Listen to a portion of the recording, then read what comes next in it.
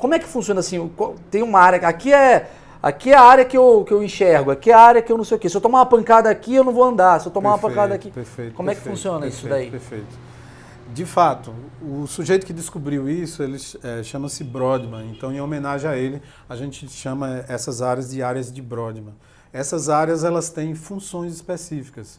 E outra coisa bem importante é que quando a gente tem uma função cerebral e de predomínio, por exemplo, de um lado do corpo, ela está sendo comandada pelo lado oposto. A gente chama essa lógica de espelho. Então, quando nós tomamos uma pancada aqui, que é a região sensório-motora responsável pelos movimentos, paralisa esse lado.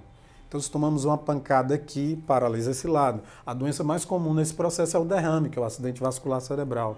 Quando estoura a veia e, de fato, há um derramamento de sangue. E ele pode ser hemorrágico, é quando entope a veia e ele só impede a oxigenação. Esse é mais fácil de reabilitar. Mas quando estoura a veia e há um derramamento de sangue, que é o famoso derrame, aquela área tende a ter uma lesão um pouco maior. Então, se você tem um derrame, geralmente aqui, você vai paralisar essa área. Quanto mais extenso for a irrigação sanguínea, mais neurônios vão morrer afogados ali naquele processo e mais difícil vai ficar a reabilitação. Beleza? Então isso é muito curioso. Então, de fato, cada área cerebral ela tem uma função. Daqui para trás, olha que outra curiosidade bem interessante. Daqui para trás, os primatas têm um cérebro exatamente igual ao do humano.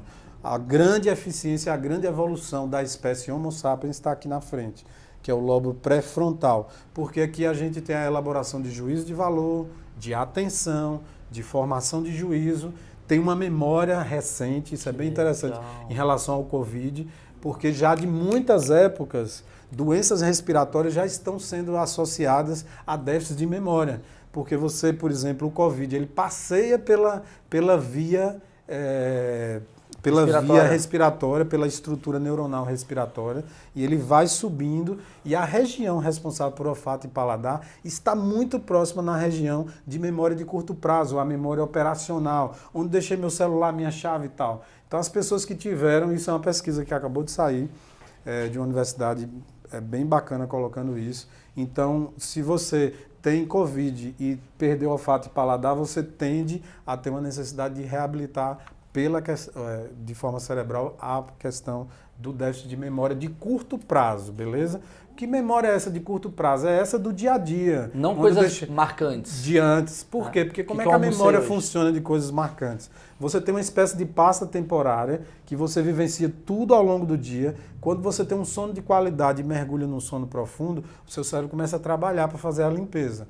Pô, Maurício está aqui com o Braulino conversando, teve alguns temas que foi muito mais interessante do ponto de vista emocional para Maurício. Então ele vai gravar aquilo e jogar na memória de longo prazo. O resto que não tiver importância emocional, deleta tudo. É como se fosse um computador. Eu jogo aqui pasta, eu vou falar de uma forma bem burra para eu entender. Faz um backup. É um backup. É tipo assim, nossa, que legal. Tô cagando para um sapato que você tá usando. Não me importo, mas eu peguei uma coisa. Ixi, cara, ele falou um negócio legal. Eu jogo aqui, isso daqui vai para cá. Isso daqui apaga. Exatamente. Isso daqui então é a parte que apaga. Isso daqui seria isso daqui mais ou menos. Aqui o backup tá aqui. E aqui tá a parte. A memória de longo prazo ela é muito complexa, né? Então ela envolve uma circuitaria cerebral. Então não dá para dizer que ela está em um ponto específico como a memória de curto prazo. Mas basicamente é isso. Você absorve as coisas ao longo do dia e à noite tem um sono de qualidade, por isso que é importante ter um sono de qualidade. Por exemplo, concurseiros, a pessoa que está no pré-vestibular, quer passar num vestibular muito difícil, me procura. Primeira coisa, você tem que dormir, não vai estudar, queimar sua noite de sono, para você estudar. Porque tudo que você estudou ao longo do dia, se você não dormir, não vai gravar, vai jogar tudo fora, você não vai aprender. Então a melhor forma de você passar é dormindo. É a dica aí, fica a dica aí.